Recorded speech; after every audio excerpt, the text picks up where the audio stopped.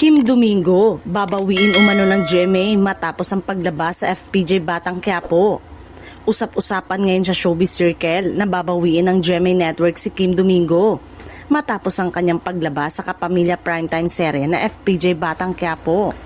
Matatanda ang kamakailan lang ay balitang pipirma si Kim sa ABS-CBN at may upcoming teleserye sa kapamilya. Pagkatapos ng appearance nito sa Batang Quiapo, bagay na ikinatuwa ng kanyang mga fans.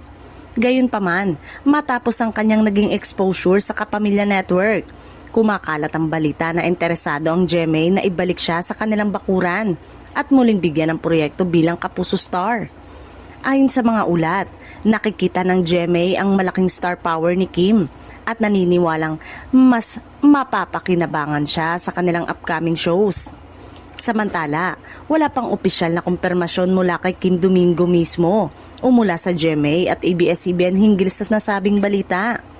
Sa ngayon, naghihintay ang mga tagahanga kung saan nga ba tuluyang mananatili si Kim Domingo.